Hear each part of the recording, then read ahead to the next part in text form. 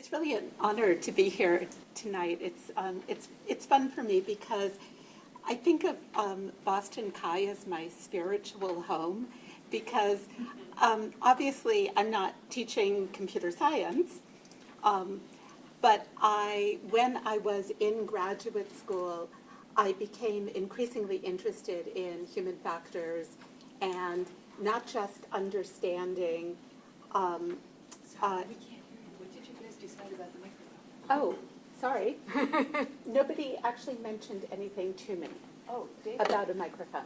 Did you? David? Just keep the little switch on there.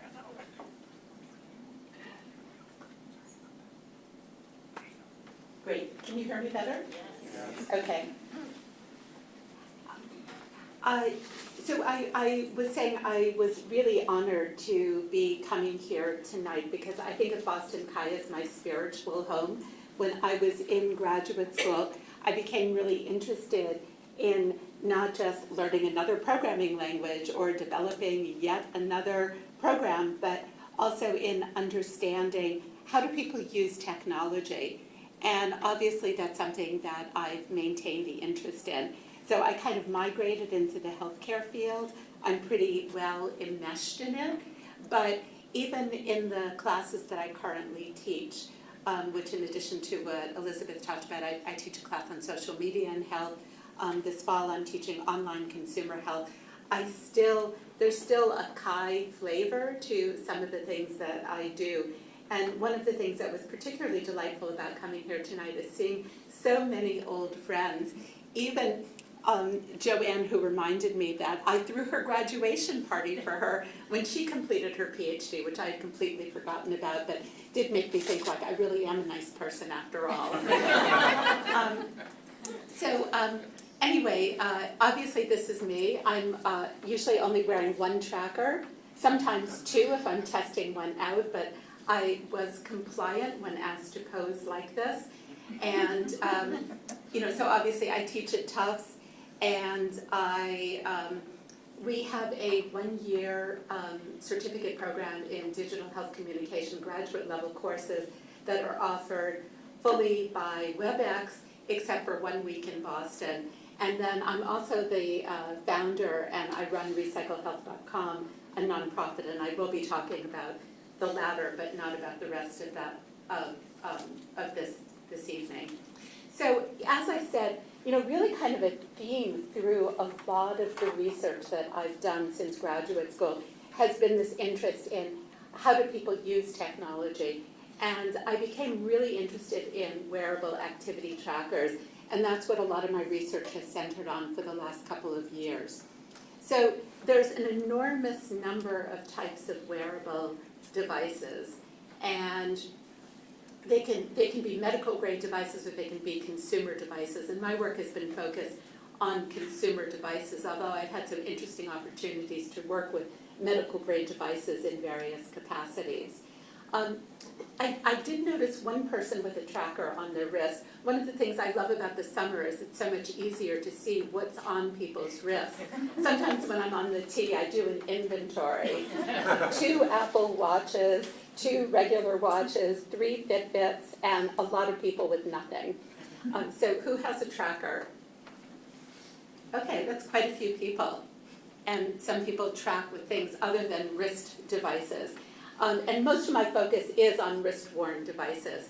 So, so everybody's probably familiar with Fitbit and the similar types of devices that are out there. But, the main reason that people use trackers is for step count, for sleep tracking, and the various metrics that they can get about their activities.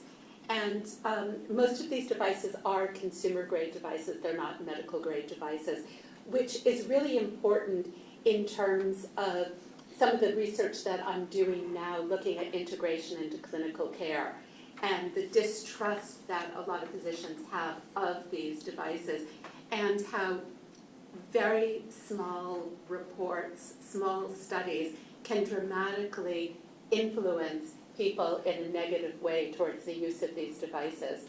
Fitbit at the moment has about 79% of the market share, and they've really become ubiquitous. And in a sense, like people will talk about, oh, I have a Fitbit, even when it's actually another brand device. You know, in much the same way people talk about Kleenex instead of tissues or FedEx instead of package delivery, which I just find absolutely fascinating, and I think Fitbit has really taken advantage of to kind of perpetuate all of the work that they're doing and their market share. So Elizabeth mentioned that I have a role on the FDA, and you know, basically these kinds of devices are considered general wellness program products, and they really are not monitored by the FDA, although there have been some devices that have been used by the FDA. And actually one of the really interesting things is that there become all of these constraints on what happens to devices after they've been used when they are medical grade devices. And that's been interesting for me from the perspective of RecycleHealth, because we actually can't get donations of these devices. But you know, it's sort of interesting to watch the FDA's evolving approach toward what roles should they be taking in this. And you know, really ultimately with these consumer grade devices, the market decides. And Fitbit has been very, very successful at marketing. There have been a lot of companies that have gone out of business, most notably Jawbone recently went out of business, although they do seem to have this thing, Jawbone Health, that's been ill-defined. There have been a lot of products that have gone out of business, and it's you know, sort of watching the evolution and also the form factor, watching even the pricing of these devices, watching, you know, like with cell phones, it was really fascinating to see that there used to be stores with tons of cell phones, and now there's more space given to cell phone cases. The same thing happened with Fitbits, that originally it was this array of products, and now it's the accessories. Like you can get little jewel charms to put on your Fitbit, and you can get an assortment of bands, and you can get screen protectors and all sorts of things, which I think is saying a lot about the evolving market. So there's lots of studies like this that are looking at the growth of these devices. There have been some that look at this as kind of flattening out, and it's really hard to know exactly where all of this is going to go. But Fitbit keeps on coming out with new devices. Now, if you want something that looks exactly like a Fitbit, but only costs a fraction of the price, they're made in China, and you can buy them online. There's just such an array of devices ranging from probably $10 to $20, and the high end being perhaps the rose gold Apple Watch at $19,000, although I don't know anybody who has one. So again, there have been a lot of different numbers about how many people use these kinds of devices, but like one of the studies that I saw recently said 1 in 6 U.S. consumers uses some kind of wearable technology. So, and there's a lot of difference between owning something and using something, and sometimes you have to look at what was the question that was asked, how many people responded to it, and so on, to really try to get a picture of this. I think this is actually high. Do you agree with me that I don't think 15% of the U.S. population owns a tracker, but you know, and I know very few people who own smartwatches. Most of the people actually I know who, other than Apple Watches, who buy a smartwatch end up using it for a short time and discarding it. But that also happens with trackers as well. So who's buying them? Has anybody ever seen a Fitbit ad on TV or in a magazine, or, I mean, yeah, so what have you seen when you saw that? Mostly really fit people running around and like checking their cards all the time. Right, and they're all spandex clad, and they all look really, really healthy. And that's what Fitbit is really trying to promote. And that's one of the interesting things when you look at the market, because at some point it becomes completely saturated. And then you start to think about, well, what about everybody else? And looking by age, it's pretty much, what you would expect. I mean, the largest, 18 to 34-year-olds who are simultaneously the healthiest segment of our population are the heaviest purchasers of these devices. But I think it's important to understand why, and it's not just that that's who Fitbit is marketing to, but there's a whole aura around these products for what they are, how to use them, and even how do you select one, and what happens when you purchase it and open it up. And so I'll be talking a little bit about that. On your chart, you went from 45 to 54 to 65 plus. Did you mean 55 plus? Go back to the previous slide. On the thing on the side, it says 45 to 54 and then 65 plus. Oh, goodness. Thank you for noticing that. That was not my data. So I took something that they had forgotten to include that, It and fills the circle, so. yeah, but that's not very sound. Right. So I'll go back and check on that. Thank you for noticing. So the people who are buying these are perhaps the people who have disposable income but don't necessarily need them in the way in which they were intended. And there's also this whole issue about sustained engagement and what happens when somebody owns a tracker. Do they use it? How long do they use it for? And so there was this one study by Endeavor Partners, which is a Cambridge-based organization, and this is a very heavily cited statistic that a third of people abandon their device within 6 months. And so, and what's really interesting about this is that they were not looking at why. Like, are people upgrading? Are people bored? Have people used it to educate themselves about their average activity? And now they already know that because they have pretty much the same routines every day. So it's like if you eat oatmeal for breakfast every day and you eat peanut butter sandwich for lunch every day, I mean, you kind of know what your calorie intake is going to be, and you need to use an app to track it. So they weren't really looking at what were the reasons behind this. They were just looking at this abandonment. And what was interesting when you see the demographics is you start to think about who are the people who really need to be increasing their physical activity. And so the root of RecycleHealth really came from this. So I unfortunately work late at night sometimes. I'm sure I'm not the only one here who does that. And I was reading a bunch of reports that were looking at things like this abandonment rate of a third of people within the first 6 months of use. And I was reading about the demographics, and I woke up in the morning and I said, what happens to all these abandoned trackers? And could you actually give them to the people who could benefit most? And that turned into RecycleHealth, which is a nonprofit that I founded and I run. I'll talk a little bit more about that at the end.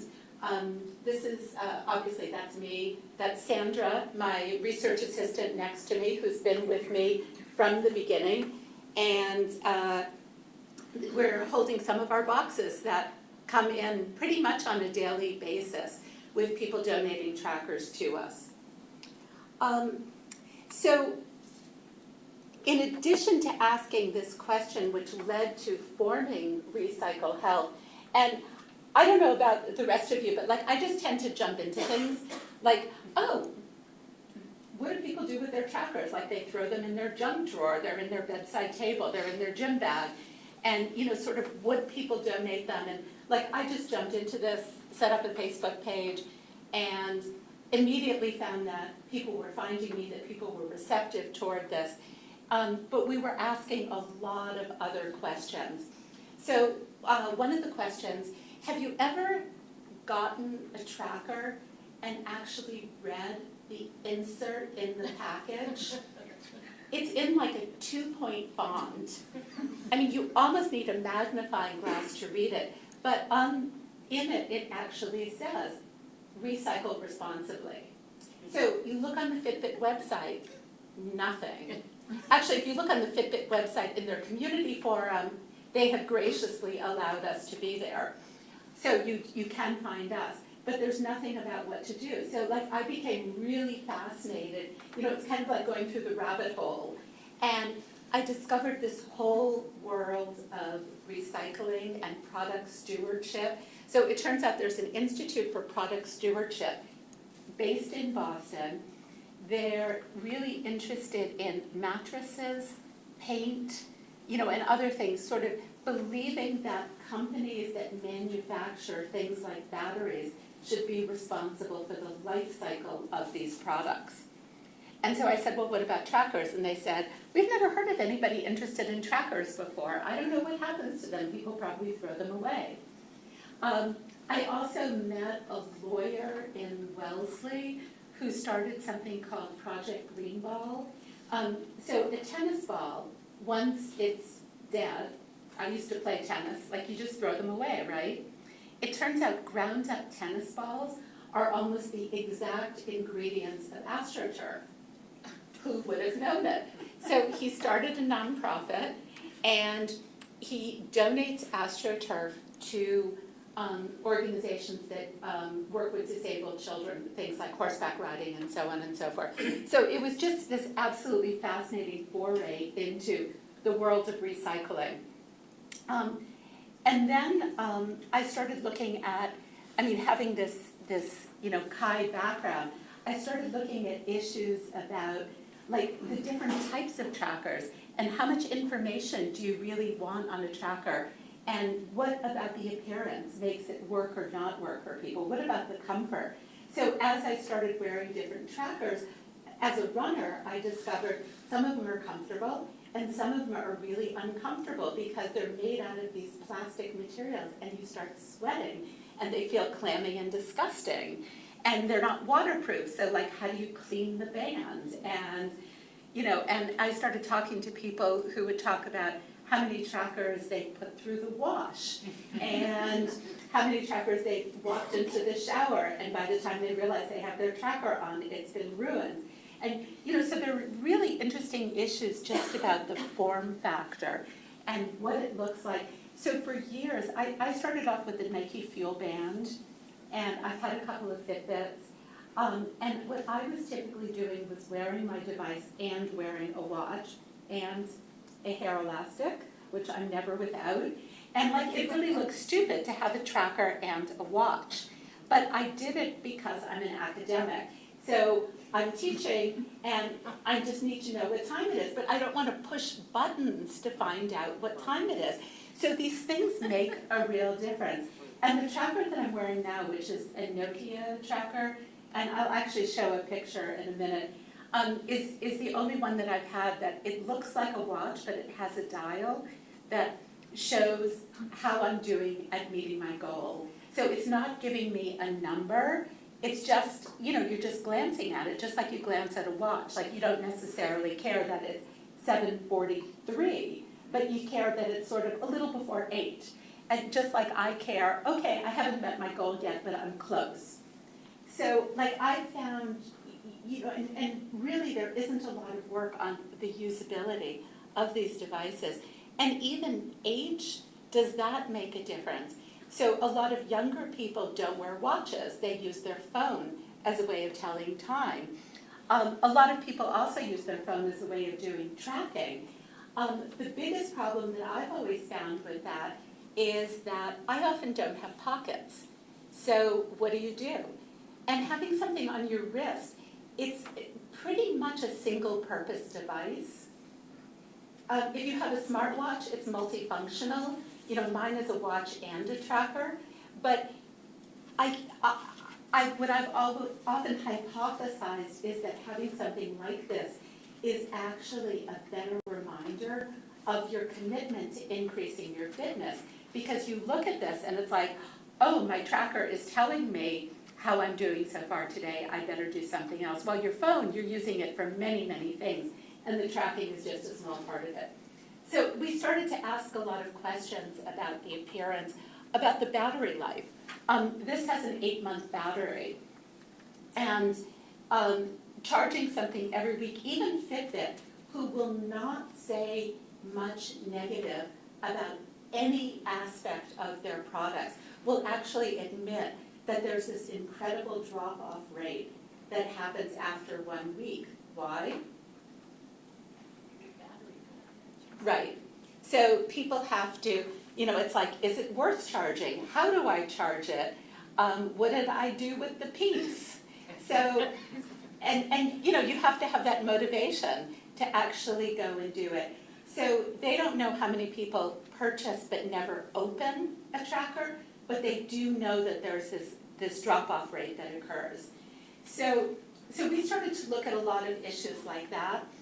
We started to look at the issue of what are the optimal features to have, and what do you want to have on the tracker itself versus what do you want to have on the app, and how dependent do you need to be on one versus the other.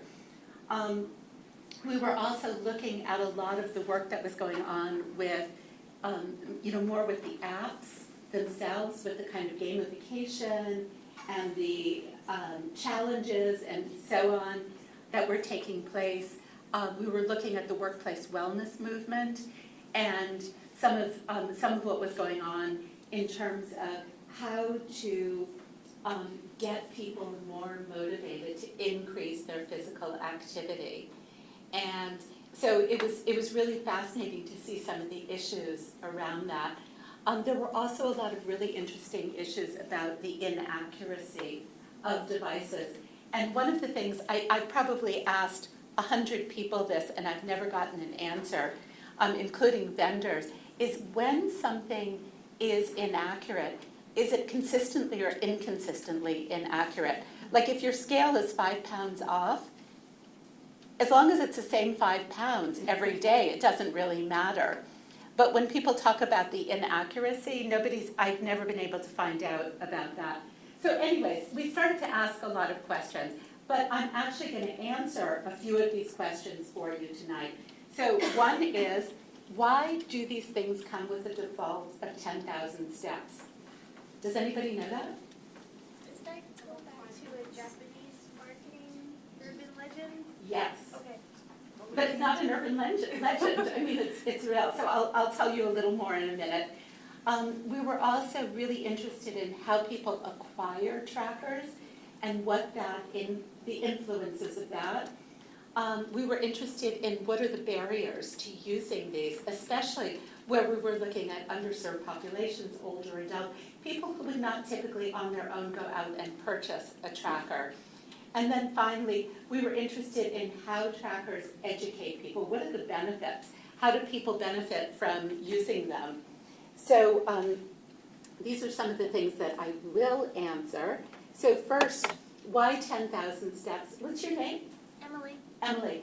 So as Emily said, there was a pedometer that was sold in Japan in the 1960s, and the name of the pedometer translated to 10,000 step meter. And that is why every tracker that you buy has a default of 10,000 steps. I mean, of course, we all like round numbers, right? So, it's sort of easy to remember. So when I found that out, I was completely fascinated. One of the first things that I did is looked at the CDC guidelines, and which basically are 7,000 to 8,000 steps a day. And that isn't the default on any of these trackers. And then you start to think about, well, how does this deter people? Because setting up trackers is not trivial. I mean, for some people, it's like, wish, wish, wish, it's done.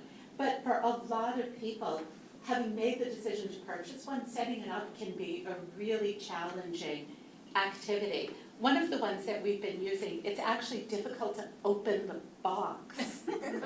They've since repackaged it, so they obviously realized that that was a problem as well.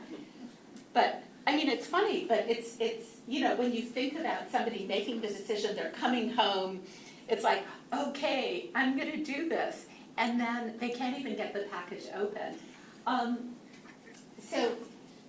you get to the point, you've registered, you've done all of this in the app, and then you get to the point, like your default goal. People don't know, most people do not know what their current activity level is. Most people don't know what they should be doing. So a lot of people keep it on their default goal, and they find that they're not able to do it, and it's very, very discouraging. So when you think you're supposed to be making 10,000 steps a day, and you're getting in 1,200 steps a day, that's one of the reasons for abandonment. So it's really beyond what most people can do, and one of the things that we actually do in our studies is we have a consultation with everybody, and we have them set their default goal, which is something that, you know, even when you're stepping through this, it's like you get to the screen, 10,000, and you know, there's nothing guiding you to say, this might be a reasonable starting point, and by the way, this is easy to change. So why don't you start with 2,000, and if you find that you're making it all the time, try raising it to 2,500 and see, you know, so that is not built into any of this. So we were also really interested in how people obtain trackers. So this is one study that was done, and it found 28% were purchased in a physical store, 29% received as a gift. I mean, it was just really interesting to start to understand when are people purchasing them and when are people getting them. I have tracker conversations with lots of people, and one woman started telling me about how her husband gave her a tracker for her birthday, and she said, I wasn't really happy. Was he trying to tell me something? You know, think about giving somebody flowers versus giving somebody a tracker. There is a message, or there can be inferred to be a message there. So we really became interested in this, and we did one of the surveys that we did. We had over 1,000 respondents to this, and we were interested. This is actually when we were starting RecycleHealth, so we were interested not just in how people acquired them, but we were also interested in how many did people own. And so this is what we learned. Most people were purchasing, and obviously this is a choose all, and a pretty small number were getting them from their company. And then there was an other, and a lot of that was people who had won them, like at conferences and things like that. So one of the theoretical frameworks that we use is trans-theoretical model of change, also known as stages of change. And we started thinking about how people acquire a tracker and how that fits in with a model like this. So where pre-contemplative is not thinking about increasing fitness, contemplative is they're thinking about increasing their fitness, preparation is getting ready to increase their fitness, action, which a lot of people never get to, is increasing it, and then of course maintenance is they're continuing to do that. And people can relapse at any point, and most people do. So frameworks like this are used for things like smoking cessation. So we started using frameworks like this to really understand the difference between purchasing a tracker and being given a tracker. And it's not something that we've gone into enormous depth about, but really trying to understand behavior change and where do people get stuck and what works for people. And certainly there have been a lot of successes with corporate wellness programs, and actually the one that has had the best success rate is Virgin Pulse out in Framingham. But they, you know, in general with a lot of these programs, people take their trackers, they sit in their desks, they give them to their spouse, their kids, or people use them for these challenges that take place within work, and then they abandon it afterwards. So, you know, it's like, oh yeah, I'm part of the team, I can't let the team down. And then after that, they stop using it. So, you know, I think frameworks like this can be really important for understanding something as small as the acquisition process. So when, this isn't our survey, but when recommended by a doctor, 3/4 of people will follow the advice to use technology to track their health. And we're, because I work closely with a lot of physicians, this is something that we're really interested in, because physicians are often saying things like, oh, you need to get more exercise. And sometimes something much, much more specific, like, you're pre-diabetic, let's see if we can, work on some behavior change, some diet change, and so on and so forth, so that this doesn't get worse. So when physicians do this, people actually listen. And most consumers are willing to share their data with a doctor, which is really interesting. In the corporate wellness world that I mentioned a minute ago, a lot of people are very, very concerned about sharing their data because they don't know where the barriers are. And what if all of a sudden they lose their benefits, or their benefits become more expensive, or, because there's a lot of information that's going to be captured there. But physicians have a lot of barriers of their own. Many of them are not tracker users. They don't really know about mobile health. They don't know about what these interventions are. What do they do with the data? And then also they're very influenced by these reports that come out about the inaccurate information that trackers are providing. And even if you think about, like, a physician recommending an app, recommending a website, recommending, they really need to know a lot to make an accurate recommendation, just like with a prescription. So this question about, are wearables accurate? There have been some studies that have looked at them and basically say they're accurate enough. And, they can be used for steps more accurately than for heart rate and for sleep, but it's still giving you some objective data about your patient's activities. But what's really happening is that patients aren't encouraging physicians aren't encouraging their patients to use these devices. A very, very small number of people say that their doctor has,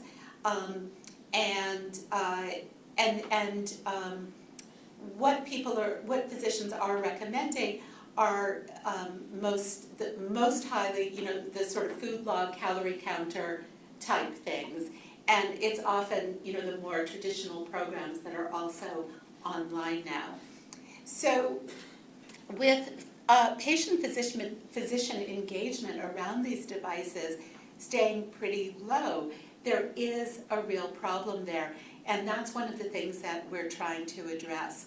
But I think what has really colored physician impressions is not just all these reports of inaccuracy, which they seem to hear much more than any reports of usefulness, but that there was an article in the Journal of the American Medical Association almost a year ago now that it seems to me like every physician in the world has read, because whenever I talk to them about the research I'm doing, they always say, but what about the GEMA article? So what this study did is basically showed that people who were using trackers gained weight. And this was a randomized controlled study that turned into these headlines like, your wearable won't help you lose weight. Activity trackers may undermine weight loss efforts, and so on and so forth. Did anybody see all of these articles? Yeah, I sort of notice these things more than anybody else, or people show them to me just in case I miss them. But this is the device that was tested in this study. It was a 24-month, it was a crossover study. So this device is worn on the upper arm. It was web-based, it didn't even have an app. There's no information on it. It wasn't waterproof. There was, it really kind of antiquated by today's standards. Like, you wouldn't look at that and say, oh, that's a tracker, would you? It just happens to track your step count. So there were a lot of really interesting issues about, sort of what they did and why they did it. But, it really kind of begs the question, are randomized controlled trials too slow for the pace of technology? Because when you think about writing a proposal, getting funded, going to your IRB, all of the steps in doing something like this, and then finally writing the journal article, the technology no longer exists. So it's really unfortunate in a sense that this study was so well publicized, because I feel like this is the biggest barrier that I have to overcome in working with physicians, other than the few who are part of the research that I'm doing currently. So physical activity is really important. Physical activity offers enormous health benefits and quality of life benefits. And anything that is going to help people increase their activity is really important. And from the physician perspective, the biggest issue is time. And having the time to sort of assess, is it worth having the talk with a patient? Where is this going to go? Can I encourage somebody to try a tracker? So there's a lot of benefits that can come from it, and one of them is having objective data, because it may not surprise you to know that people underreport their alcohol intake and people overreport their physical activity their physical activity. Is anybody here guilty of that? So the other thing is that physicians they really understand the broad picture.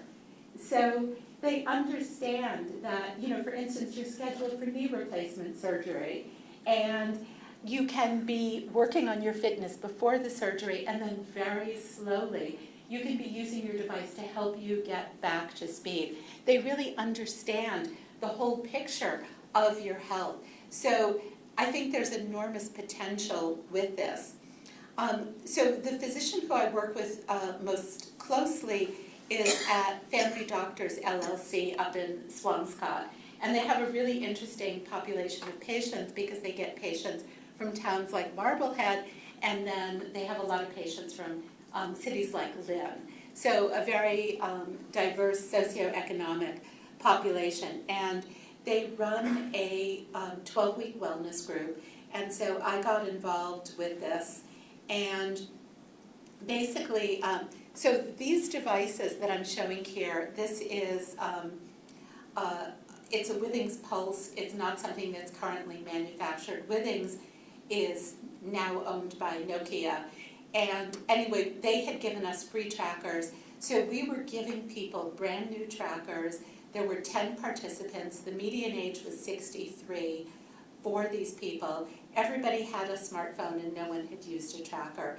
So this was our pilot study, and we were trying to understand what are the barriers and the facilitators to using trackers and to using trackers to increase physical activity. And so I had in red that the median age was 63. And we really became very interested in this notion of older adults. And I use the term older adults loosely, but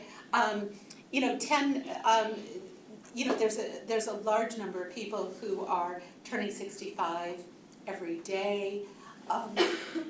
18% of the population will be 65 or older by 2030. And there's a lot of serious health issues that can be helped by physical activity, such as fall prevention, hypertension, and so on. But at the same time, you need to understand the barriers that people have.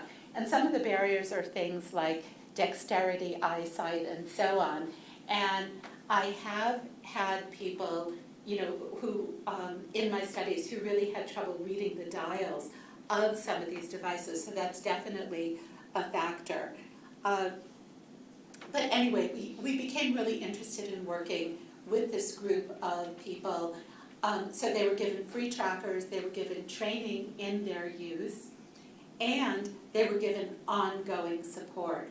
And the ongoing support proved to be something that was really important, that people had a lot of questions, like, why did such and such happen? Is it broken? You know, did I not charge it right? So this ongoing support was really important. And because it was a wellness group, there were clinical outcomes being measured. Obviously, we couldn't separate out the tracker from everything else, but we saw this as very positive. There was sort of half a pound a week per person weight loss that was taking place. I think everybody but one person in the group was overweight or obese, and there was and the physicians were looking at a number of other health factors. So the results of our study, we knew that cost was an issue, but what we discovered is that there were other factors as well, and one of them was choice confusion. People would walk into, people would tell me these stories. I loved talking to the people in this group, so I was able to actually go to the group twice, and I got there early, and they were like so grateful that we had given them the trackers. They were telling me a lot about what they were doing with the trackers, and and I was asking people questions sort of informally at the time, and then we did semi-structured interviews with people following the end of the wellness group. So people would say, I was thinking about getting a tracker for years. I would go and I would stand in Best Buy, and there's like 2.5 aisles of trackers, and I'd like stare at them, and it's like, which brand, which model? Do I get it by appearance? Do I get it by cost? So a lot of people sort of froze at just that point alone. And then there was the question of perceived value, like even if I buy this tracker for $99, is it actually going to help me? And you can spend a lot more money on a smartphone, but you know what it's going to do in your life. And a tracker, you're like, maybe I'll use it, maybe I won't, maybe it'll help me, maybe not. So that was a real issue. And then the issue of ongoing support. For a lot of people, that was something that was a huge, huge barrier. So at the start of our study, what we found is that about half the people were excited and hopeful, and about half of them expressed, were sort of hesitant about, like, I'm not sure about this, but I guess I'll try, because my doctor said I should. And at the end, everybody was enthusiastic about it. There was some short-term drop-off, and that was something that was really interesting for us to learn in more detail. So in some cases, it was somebody who had gone on a business trip and never quite unpacked it for a couple of weeks. And somebody who had a seriously ill parent and was, basically living in the hospital. And she said, well, I'd still walk up and down the aisles, and I'd go the longest way to get to the cafeteria just to get in a few extra steps. Somebody else had a fall themselves. And, but what people were talking about is, as soon as I can, I want to start using it again. So that was really encouraging. The big question that we were looking at was behavior change. And what we found is that people did not know their activity level beforehand, and they learned that immediately. And that in of itself is one of the things that's really valuable. So even when you consider this high abandonment rate, it may not matter if it has the educational value for people. There was one person who was recently retired, and he said, I kind of had a sedentary job, but I was out of the house and I was doing things all the time, and ever since I retired, I'm sort of on the sofa all the time. And so this really helped him in just being aware of that and becoming more active. It was a 12-week study, so we don't know. We didn't do a follow-up study, which we thought about doing. But what a lot of people talked about was just the device itself being a reminder to them of their commitment to fitness, that they see it and then they think, oh, I'll take the stairs instead of the elevator. We also found that the educational value was not just how many steps am I taking in an average day, but that people started to look at the advice that you get, like take the stairs instead of the elevator, or park at the end of the parking lot instead of the closest space. But then you start to see you make those changes, and wow, I'm getting an extra 200 steps a day. So people found that very encouraging. So there were a number of aspects of this that we learned about in terms of people's reactions to using the tracker. And that was something that was really positive. I think one of the funniest quotes that I had from somebody, because they were using this Withings Pulse device, which it looked like a tracker, but she was a teacher, and she said, like, oh, in the teacher's lounge, there's a bunch of people with Fitbits, and like they looked at me and they're like, what's that? And she said, it's like a Fitbit, but it's not a Fitbit. And she said, that was sort of part of the ongoing discussion that she had. So again, there's something about the device, and that's actually one of the things that I find interesting about my device, which is very convenient and includes the watch, but if you look at it, it looks like a watch. It doesn't look like a tracker. So nobody says to me, oh, what kind of tracker are you wearing, Lisa? So anyways, this study, if anybody's interested in, this was published in the Journal of Medical Internet Research, which probably you all read on a daily basis, right? And one of my interns did what I thought was this lovely infographic to accompany that. So we have a bunch of research studies that are going on. One of them was looking at the impact of wearables on adults 50 to 75 with hypertension or type 2 diabetes. And so for this, we found participants are indeed increasing their daily step goal. They self-report an increase in the number of days per week they exercise, because this is something that becomes very apparent when you look at the app. And we also, interestingly, we found that the largest step count increases on weekends. So we started to look at a number of aspects of this.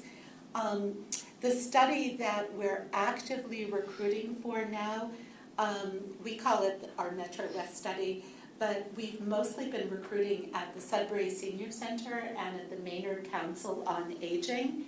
And so this is the device that we're giving them, the Withings Activité Pop. So you can see, that's what I'm wearing right now. Like, it looks like a watch, but it has that additional dial that tells you how you're doing. This is our first study that is looking at, we're asking the question, does an increase in activity correlate with an increase in mood? And so we're using, I don't know if you're familiar with these standardized tests. PHQ-8 is one of the standard tests that's used for depression. We chose to use that instead of PHQ-9, which is the more current one, because that has a question about suicidality, and we felt that that was really out of the realm of what we're doing. So we're getting daily step count data from participants, and they're completing surveys. And so from that, we're, one of the things that's exciting, people are really optimistic about tracker use. We're finding that a lot of people do track health indicators, but weight is the most common one that people do. We're also really interested the extent to which people are interested in sleep tracking. And these devices do track sleep. It's not medical grade, but it's definitely giving you some information about your sleep. And so we help people set them up. These are some of the ones that are actually hard to open the box. So I've been, mostly of late, we go to the Senior Center in Maynard, and we will sit down with people. We've worked with people who've never installed an app on their phone before. We will do everything for somebody. We will do it with them. we will watch them and jump in to help, really whatever people are comfortable with. Sadly, we've had some people who come in really excited about participating.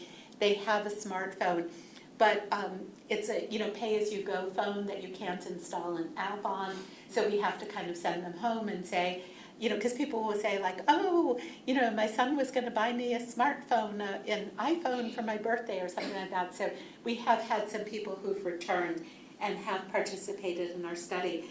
In all of these studies, by the way, people keep their trackers. Sometimes people stay in touch with us, and we do get some informal data about the longevity of use. We're also running a study right now. We're recruiting at the Jubilee Christian Church in Mattapan. So for all of the demographic data that I found about trackers, I was never able to find an ethnic racial breakdown. And so we became interested in that. One of my colleagues was doing a study at the Jubilee Church. So we've been running the study that's focused on non-Hispanic Black adults.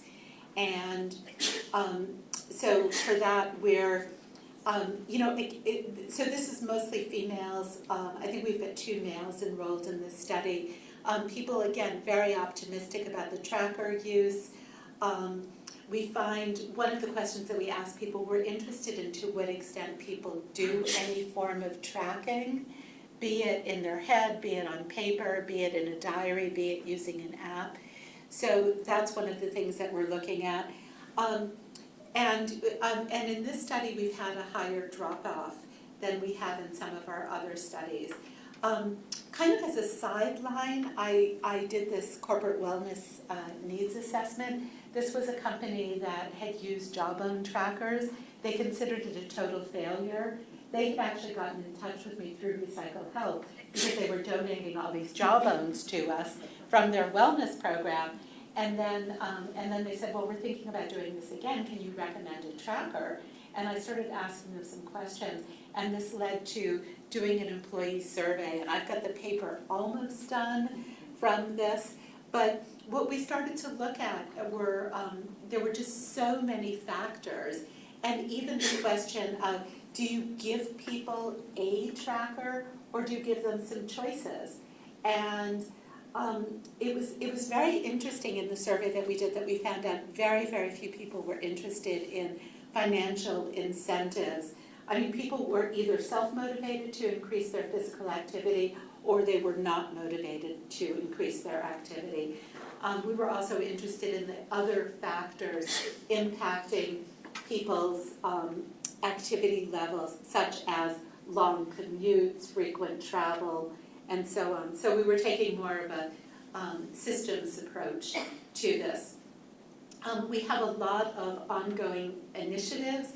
So this is a colleague of mine who runs a running clubs in Boston schools. So it turns out a lot of kids who are bused into the schools will have 45 minutes to an hour that they're basically sitting in the morning or sitting at the end of the school day before they leave. So they started running these running clubs, and we just donated trackers, and this is Happy Daniel carrying out some boxes of trackers. We're working with 3 organizations that work with adolescents or adults with disabilities.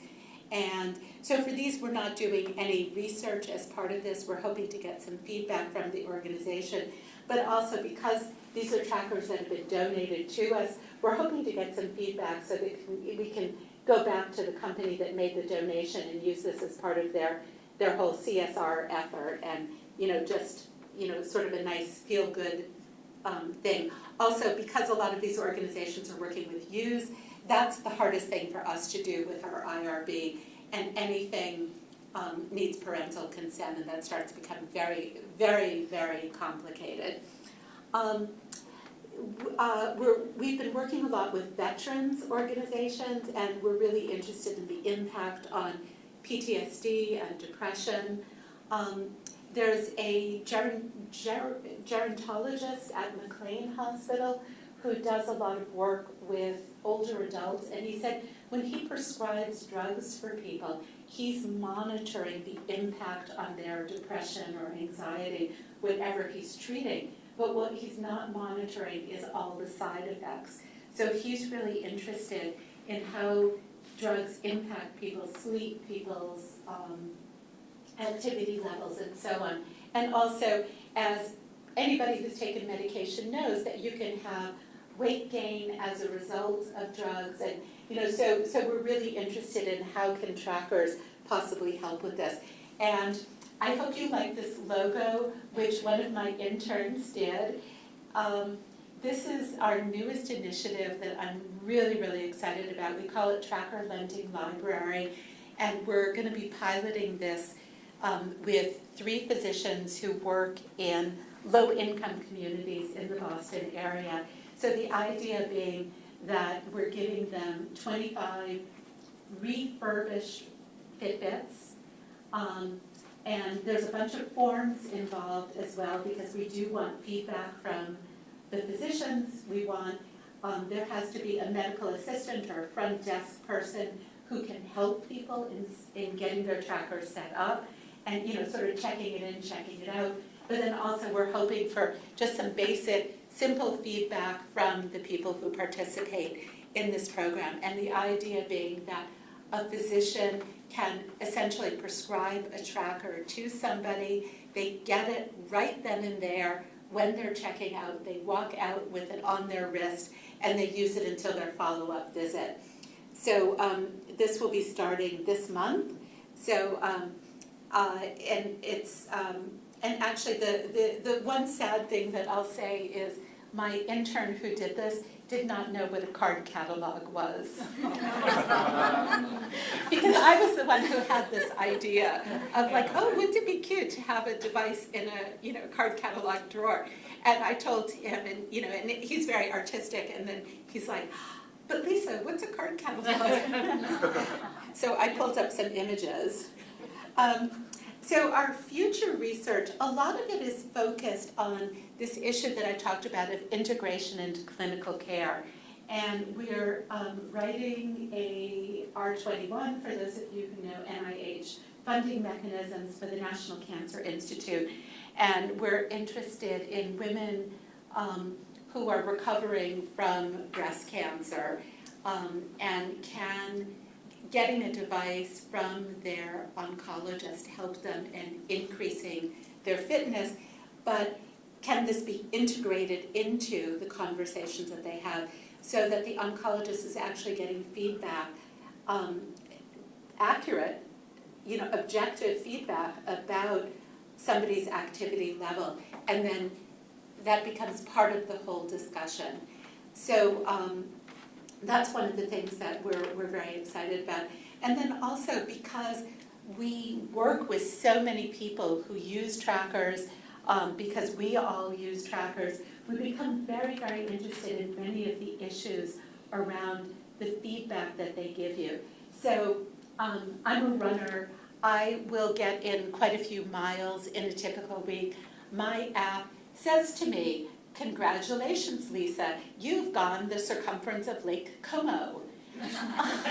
It's like, I don't know the distance. I'd rather be there than have this fictitious, but it's like, it's always giving me feedback like this that's totally meaningless to me. But it knows so much about me.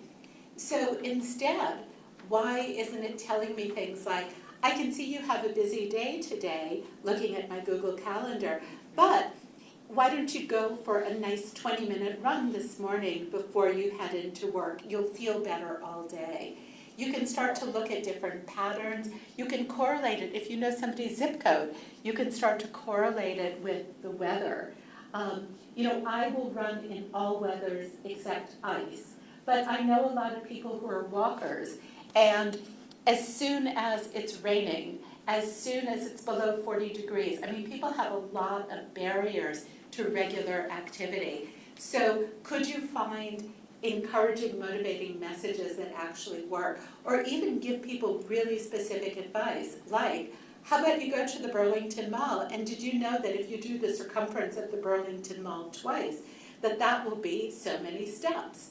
Like that's actually, so we're starting to look at what might be some patterns that you can detect and some messaging that you can do.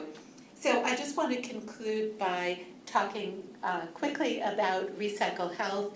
And we've collected over 2,000 trackers to date, which we're really excited about. Most of them arrive like this in little packages, but we have had some really generous donations from Nokia, who first learned about us because there was an article about us in the Boston Globe. And the head of the group in Cambridge called me up and said, in addition to the used trackers, can we give you some new ones? So we've been really lucky with that. Fitbit has given us some as well. And Fossil, most people don't know that Fossil makes trackers. Most people know them for like watches and leather and stuff like that. But Fossil actually donated 600 unopened trackers for us. And those are the ones that Daniel was carrying out for his running club and that we've been donating to a lot of organizations. We have been really fortunate to have a lot of media mentions, and that helps us because we do not have an SEO consultant. And we, but we rise, most people find us because they type in Recycle Fitbit and we come up. As you've probably noticed, we don't actually recycle, we're much more about reuse, but RecycleHealth sounds better. We have a beautiful logo, I think, for our tracker lending library. I actually made that logo when we started it. I keep on thinking I should come up with something better, but I use it for now. We've been really lucky to have a lot of people say nice things about us on social media. George Foreman III, who runs a high-end fitness club, has done some sponsorship of RecycleHealth. Everybody who comes into my office poses with packages just because I have to have something to put on social media. The picture in the upper right is, actually she's not associated with RecycleHealth, she's my teaching assistant, but that was my most popular picture on Facebook ever. We have a website, and people send in these trackers, as you can see, that little note in there. People send these lovely notes. We love what you're doing, keep up the great work, this is fantastic, happy to help you out. So it's nice. We've gotten packages from Japan, from Australia. The amount that people are paying on postage way surpasses the value of what they're sending us. But it's just really nice that people feel good about what we're doing and they want to participate in this and help out. So finally, can a free wearable activity tracker change behavior? And the answer to this is yes, I really believe it can. I feel like we've had incredible success working with people. It's been an enormously fun thing to do. I feel like I've learned so much. And probably the best part of it has been the amazing interns that I've had working with me, and also the incredible people that I've met. Because I'll go to the Maynard Senior Center and people will tell me their life story. And it's just been really, really fun and rewarding. And then also that people feel so good about the work that we're doing. But in the process of doing this, we've identified so many barriers. And Fitbit doesn't think about what are the barriers. They think about what can we do to increase sales? What are some new models that we can come out with? What are some new features? And I totally understand that, but I think understanding what facilitates increasing your physical activity and what are the barriers to purchasing and using devices like that in support of increasing your activity are really important issues. So it's been fun kind of delving into this and learning so much about how this one particular type of device it's just incredibly complicated, and and understanding, especially for the populations who I think can most benefit from increasing their activity. These devices are really not designed to do that. So my research is not about designing better devices, but it's about identifying these factors so that when we set up our studies, when we're providing trackers to people, that we're giving them all the information and support that they need so that they're able to use it effectively. So if you want to tweet about us, we've been using Share the Health. I'm at Lisa Gualtieri if you're on Twitter. We're on Facebook, we're on, and then we have the website.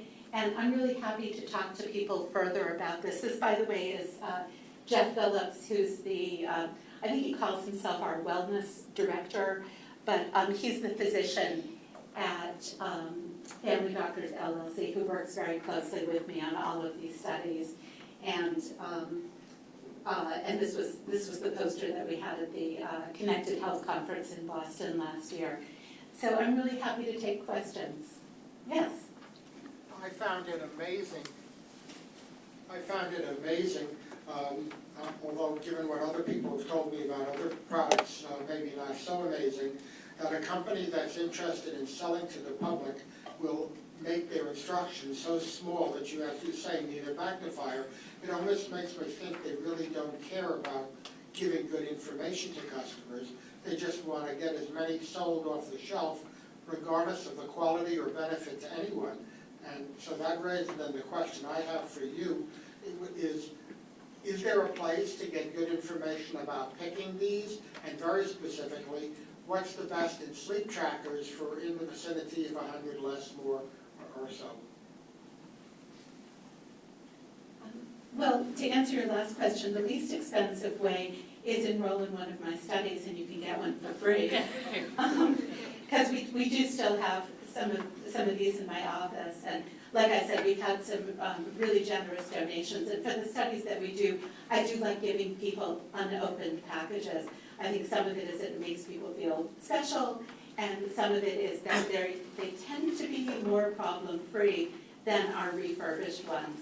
In terms of buying, what do you recommend? Yeah, so that's actually a very complicated question, and That's why people don't buy. Yeah, I every now and then I'll do searches to see like, well, what is Consumer Reports saying about this? And I found a couple of reports that will try to separate out the different types of trackers, like why do you buy a tracker? Why do you buy a smartwatch? And thinking about these different form factors, but I don't think that there's an easy answer for it.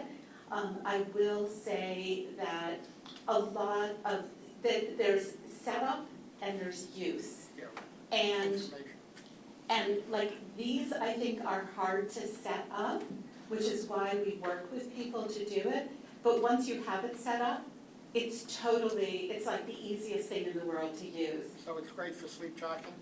This, I think it is. I think this works quite well. But I don't, I hesitate to give endorsements of products, but like if you wanted to try one out for a week, you could, I'd be happy to give you one to try out.